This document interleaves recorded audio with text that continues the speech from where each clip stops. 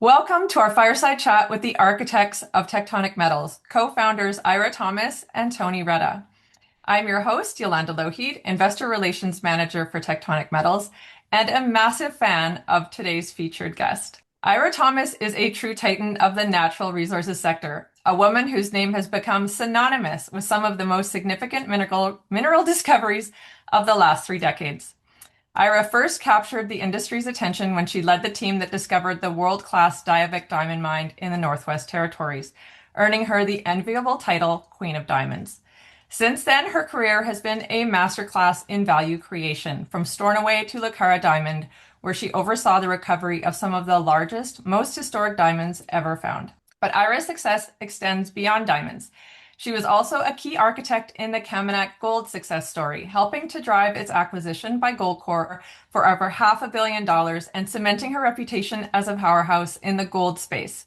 Today, she is bringing that discovery DNA to Tectonic Metals with the announcement as her appointment as chair of the board of directors, working alongside her longtime colleague, our president and CEO, Tony Reda, who also played a key role in the success of Kaminak Gold. Eira and Tony, thank you so much for joining me today. Thanks, Yolanda. And first of all, it's great to be here and have the opportunity to kind of have a fireside chat with you and Tony and talk about the exciting future that is Tectonic. Tony, I have a feeling you'll want to jump in here and say a few words of welcome to Eira, though she was your co-founder and has been a strategic advisor of Tectonic. This is an exciting day with her appointment as chair of the board. Well, thank you for that. And it always has been an honor to work alongside Eira. She's been a mentor of mine, and she's always played a critical role in Tectonic, the business model, to the acquisitions, to the strategy behind the company. Today is a day where we actually formalize that with the appointment of her as chair, and I'm extremely excited to work more intimately with her and the trajectory that Tectonic has in front of it. Very good. Eira, we might not have a long history of working together, but I do remember meeting you at an event in London about 6 years ago. And your passion for the hunt, the pure business of exploration, was absolutely contagious. And Tony, I see that same fire in you. You have an absolute obsessive focus on both geology and creating shareholder value. So on that note, let's move on to some questions for both of you. You two have been part of the 1% of the 1%, a team that has actually taken a project from a raw discovery to exit. Eira, how does the potential of the Flat Gold project compare to, say, the early days of Kaminak or even Diavik? And what are the signs you're watching for that would signal we're on the path to something district scale? I think Flat really is at a very exciting point, and I think this could be an important inflection for Tectonic. So super excited to see where we can go with this, but certainly it has all the earmarks of a discovery that could be world-class in size and nature. And I think that Tony's put all the right ingredients together to be able to take this thing right through, full-scale assessment, feasibility, and ultimately our goal would be, I think, to get it into production. So excited to be joining at this particular moment in the company's history. Very, very good. Yes, definitely an exciting time for you to be joining the team. Well, joining in a different capacity. Following on that question, obviously you're putting all of your hard-earned wisdom to work from your past successes. Are there any specific elements of the playbook from past wins you're applying, or you'd like to apply to Tectonic, and maybe what's different this time around? No, I think that, if I've learned anything over my long career, it's really been about getting, the right skill sets and experience around the table. And I think that's critically important as you advance projects, and of course, skill sets change. So I think having had kind of the experience of going through the transition from early stage to more advanced evaluation work is hopefully going to be really valuable for Tectonic as we transition there ourselves. But getting the right people involved is something that I've always really focused on in my career. And I think that's exactly what Tony's focused on right now. So if I can support him in that chapter and making sure that we have exactly who we need involved in the company through this next phase. That's certainly going to be an important element of the support that I provide. But I'm also equally excited about the exploration upside. Let's not forget about that. As much as we are starting to really galvanize around flat and what it could be. This is a company that has a huge portfolio of projects, and we've lived through such a challenging period where it's been so difficult for early stage explorers to find the capital they need to progress their projects. And so I think we want to, continue to remind the market that this is not a one-trick pony. There's a lot of depth to the portfolio. And I think with the kind of momentum that Tectonic has been building, that's going to allow us to, raise additional funds to be able to go after some of those other exciting exploration targets as well. Very good. Tony, would you like to touch on the same question? You can't really put a price tag on experience. And, with Kaminak Gold Corporation, that was my first formal foray into the exploration space. So I was a rookie, and I was able to watch a project go from never been drilled before to 5 million ounces. Eira and I raising over $165 million, bringing on key shareholders, building out the team, and then ultimately transacting with Gold Corp. So it can be done as a first timer, but as a second timer, it has a little bit of a different flavor. And your immaturity in the space, for example, you can get excited, but what crystallizes excitement is knowing when something is real or it's tangible. Like, I actually can do this. We've done this before. And so even on a project, when you look at a project, we've reviewed, dozens, if not close to 100 projects throughout my career. And it's like kissing a frog before you find that prince. And once you find that prince, okay, you kind of know what to look for. I use this analogy, how do you identify, Connor McDavid or Wayne Gretzky or Tom Brady at the age of 15? Once you've done it once, you kind of know what to look for. And I think what gets me excited is the actual, like, this asset is real, it's tangible. It has what it takes to become a tier one mining opportunity. And so we're taking our experience, and I think that's the key, and saying, okay, not what do we just do in the past, but is there something we want to do perhaps different that is more efficient, better? Flat, for example, we did metallurgy before we even drilled the property. We used historical drill core. That's something that I haven't done in the past. Our partnership with Doyon Limited, they're a shareholder. They're also the landowner. And Tony, I think a lot of it is around understanding what you need to de-risk a project early. I mean, I think one big learning for me over my career, as a geologist, I always thought the toughest piece was actually making that discovery. And that is a tough piece. It isn't easy to find a tier one or make a tier one discovery. But how you shepherd that discovery through to, advanced, development and ultimately into production is really critical. And I think, Tony, that's kind of what you're talking about there. It's about how do you kind of look at all the kind of, the risks that are in front of you, and which ones are critical risks that you got to tackle early, and which ones you can look at a little bit later. And it's really about being very, very focused and disciplined with how you spend that capital, and making sure you're answering all the right questions as early as you can to allow you to galvanize that shareholder value, because it's very easy to spend a lot of money and not create value. And I think your focus, Tony, on things like metallurgy as step one, as opposed to going on around a systematic drilling campaign, for example, I think was really smart and makes a lot of sense. Well, thank you. I appreciate that. It's also that I have a team that I can rely upon and ask questions. And the job of the board, as you know better than anyone, is to provide guidance, to validate the strategy, to provide input on the strategy, to make sure this vehicle stays in its lane. And I've been fortunate to have people around me that have made discoveries, that have raised money, that have built projects, have turned projects into mines, have permitted mines. And so that metallurgical concept, yes, it was my idea, but it was validated by the board And that's just one concept when we put together a program. It's like, okay, this is the program, but tell me, okay, what's the objective? Where are we going with this thing? And that's truly, again, also something from the past that I've been able to bring forward, being on other boards and watching how they operate and say, okay, is there a way to make this board, best in class? And that I would also add that tier one mining opportunity. It's not a marketing term. It can be construed as a marketing term, and it has been by a lot of junior mining companies. But I wouldn't say something like that unless I truly believe that this had that potential. Can I say definitively, pounding my fist on the table? Well, no, I can't. But I can say, hand on my heart, I believe this has the opportunity. So we've classified it, and whether the market knows it or not, we've set the stage. This is where we're going. This is what we're out here to demonstrate.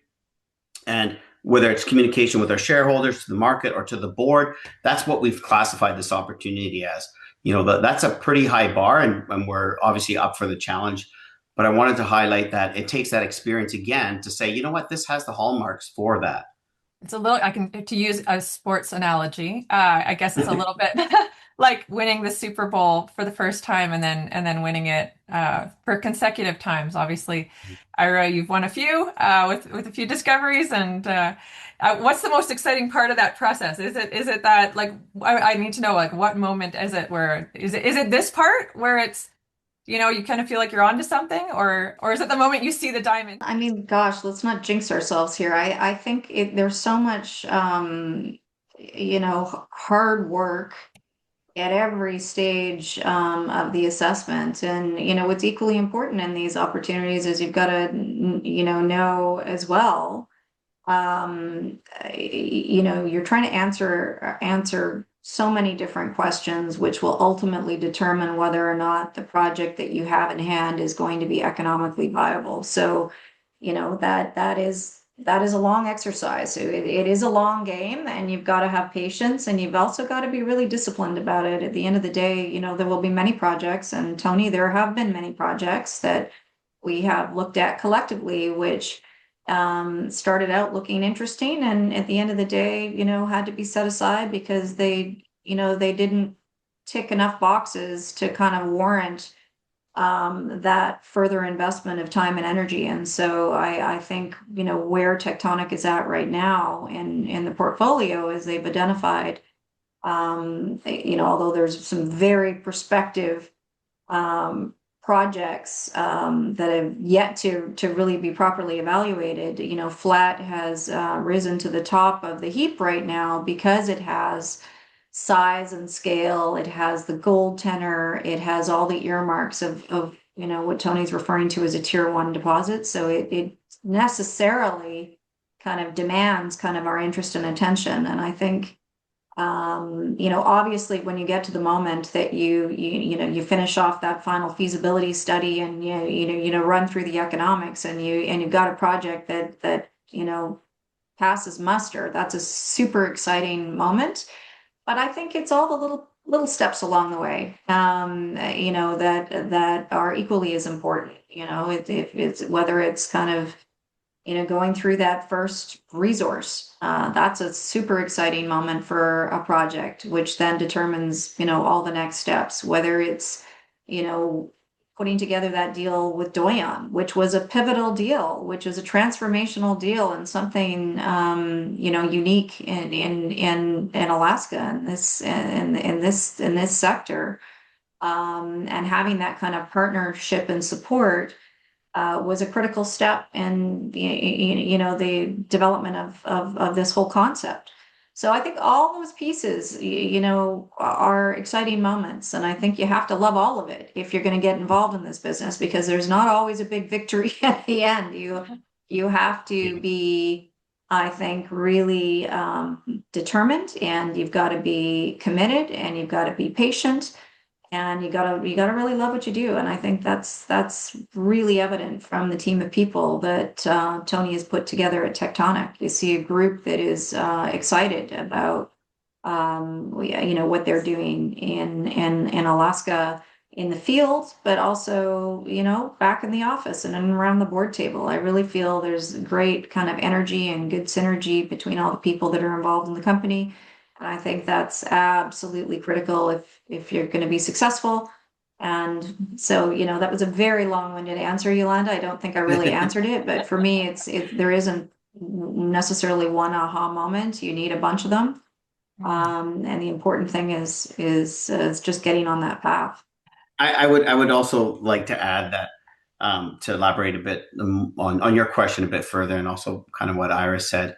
And Ira knows this because we work, day to day. I was the vice president, one of the vice presidents. Ira was the CEO of Kamenak, and I distinctly recall the moment where we brought in Electrum, Tom Kaplan, Ross Beatty, Lucas Lundin, and a fund out in Europe owning about 19% of the company.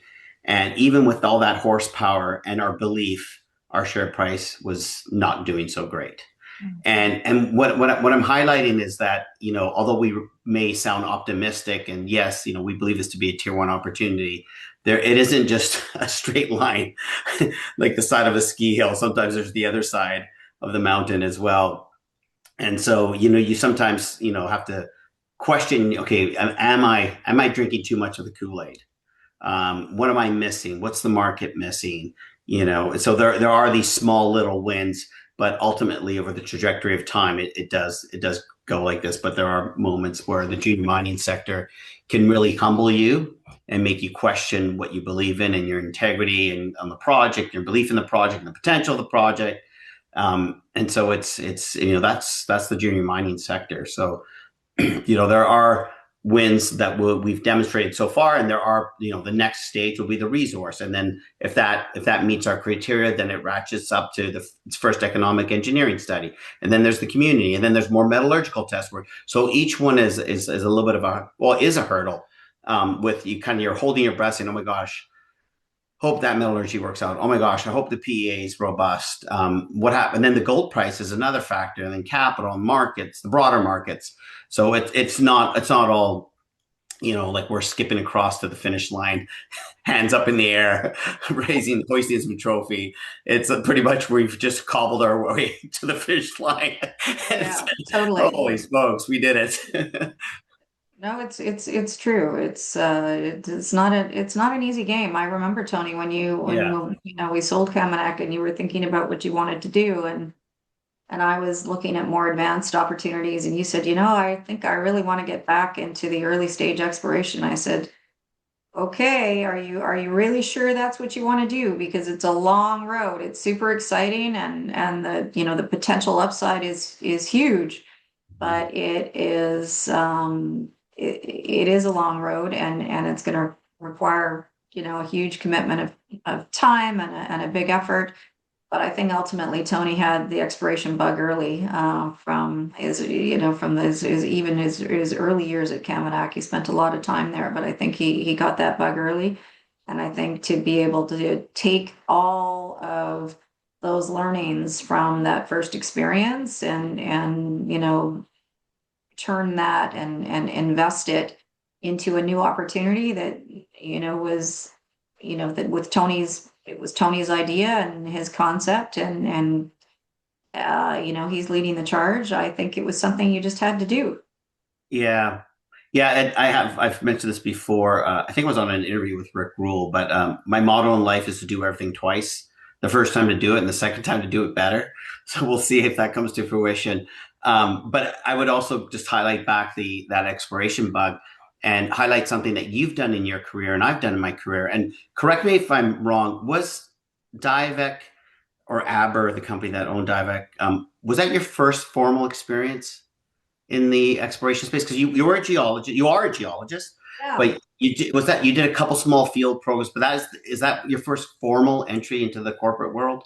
Yeah, it really would have been because, Yeah. at the time I just finished my university degree. I'd worked field jobs for a couple of summers for Yeah. large companies like Noranda and Eureka Shaft, and so I'd done field work.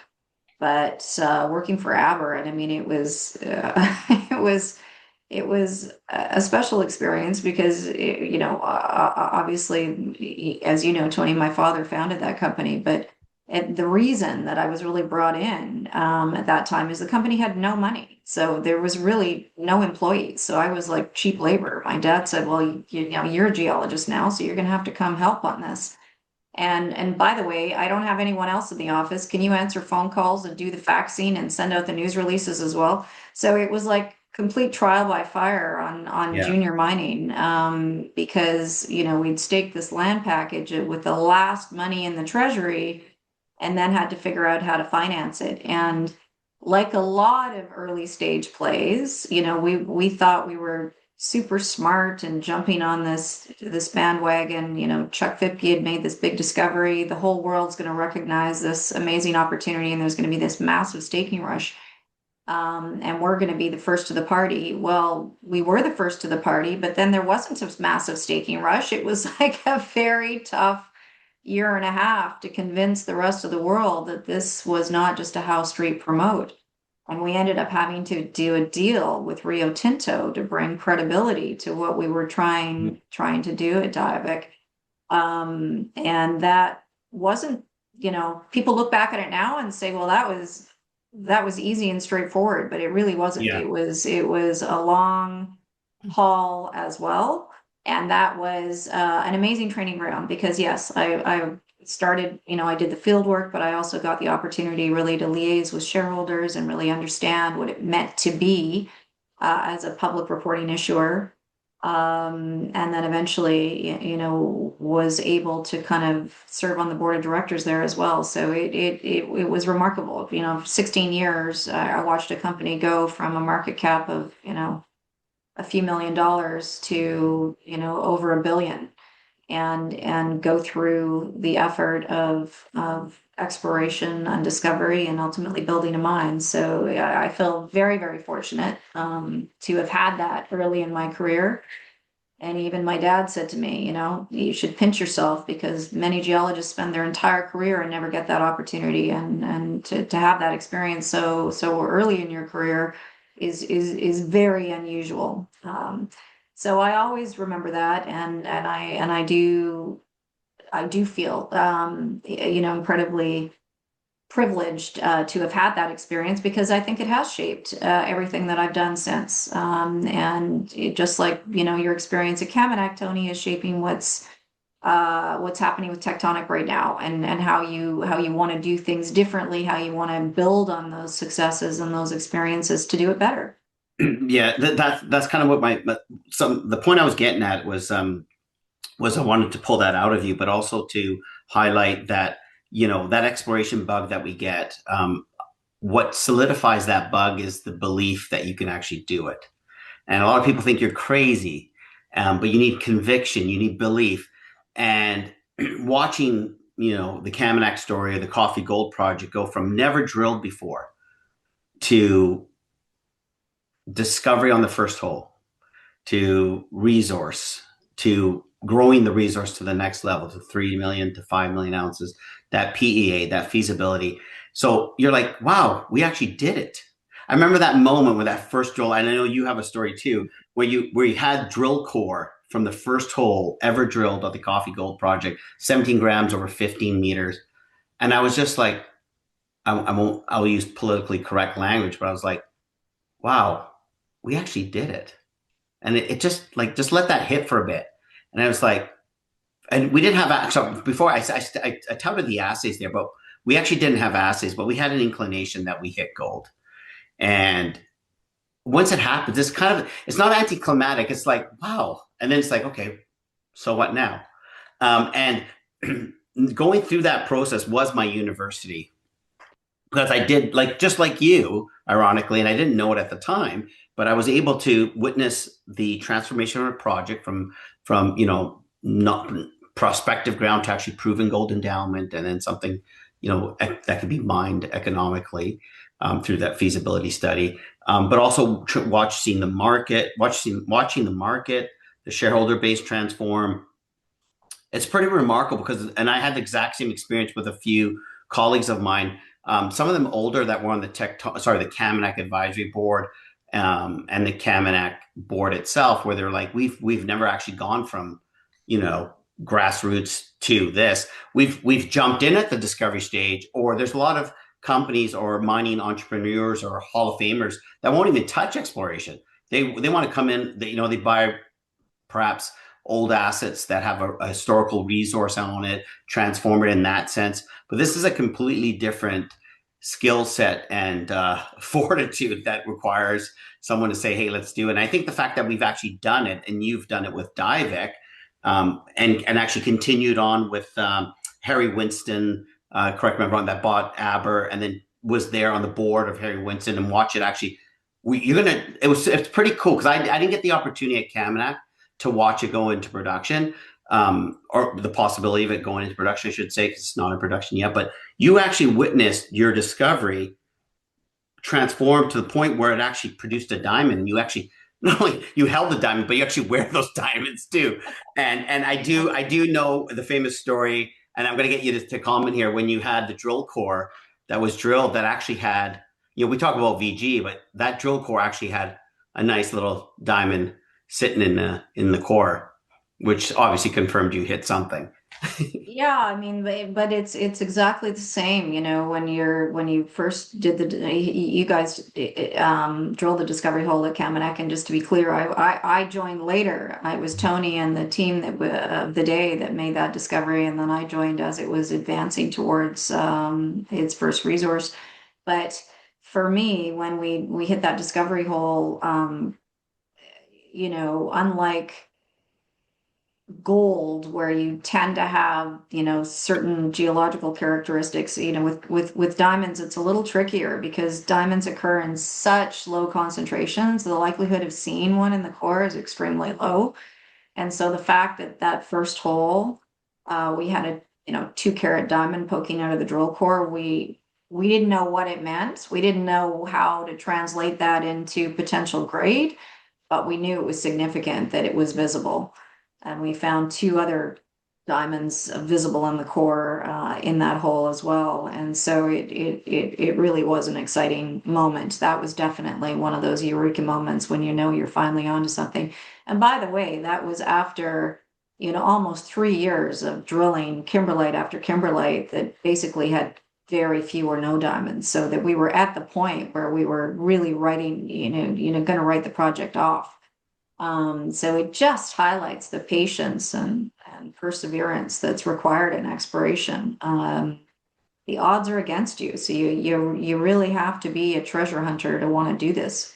I love that part of the story, though. That's the part you don't often hear. You hear the glory, the end of it, but that, where you're on your last breath or your last dollar, and you still have that belief that you need to keep going, that there's something there, and then to have that proven right, that has to be a wonderful feeling after a very hard few years.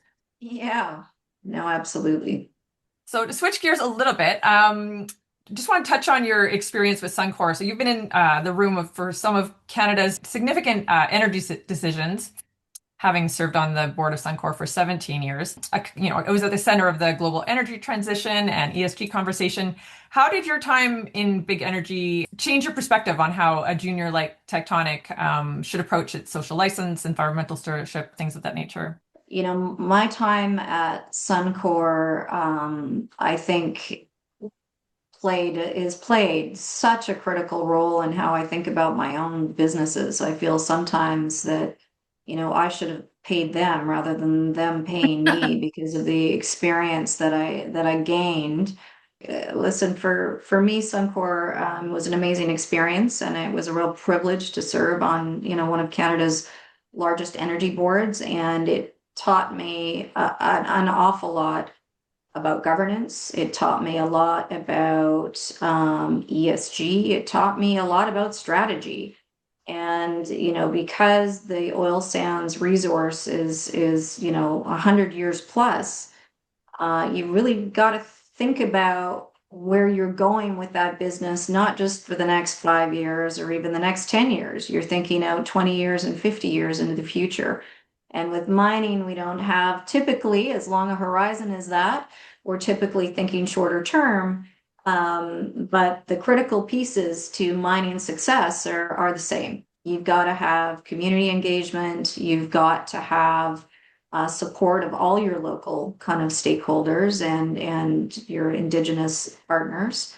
And you've got to be thinking about how you can do this in the most responsible, efficient way possible while still, returning a lot of value to your shareholders. So that was an amazing kind of training ground for me, and certainly try to take a lot of little nuggets from that Suncor experience, where they are relevant and applicable, and put them towards kind of some of the mining companies that I'm now involved in. And I think the caliber of the people that are involved in the energy space, and just the kind of quality of the board members who typically come from all walks of life that have tremendous experience globally, is something that I really learned a lot from as well. And of course, as Tectonic is focused in Alaska, I think there's a lot of relevant experience that hopefully I can bring to bear there as well.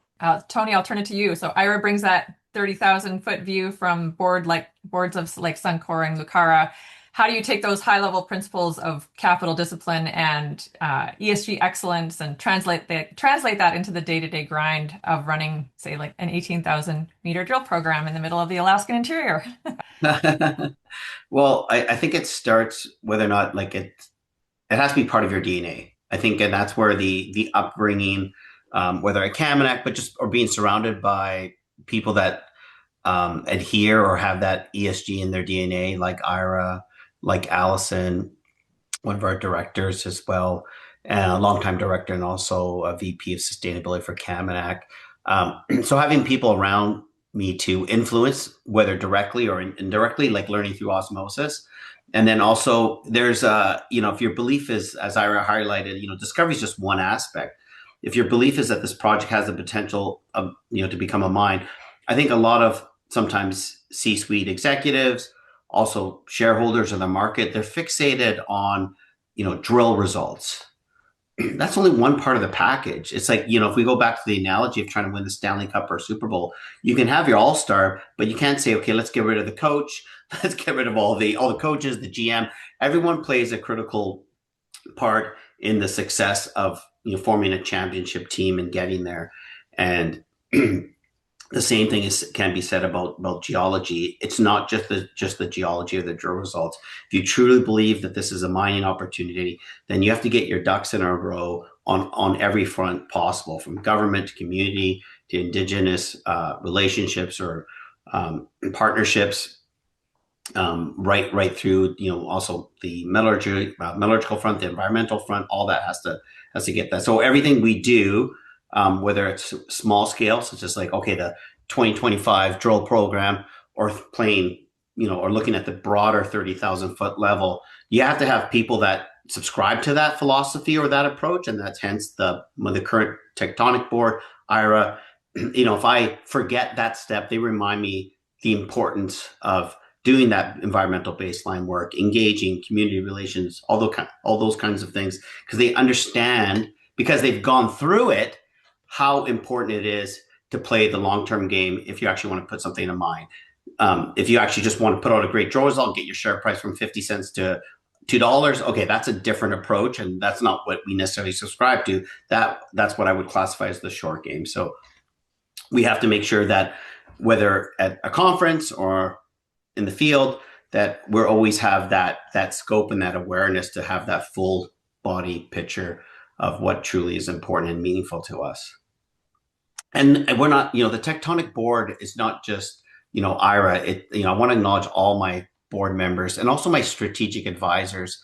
Having access to someone's experience outside of mining, for those that don't know, Suncor's market cap is like $75 billion currently. I believe it's back then when oil and gas prices were much higher, it was even much higher. So, I'm not asking Eira, hey, how do I get my share price from 50 cents to 60 cents?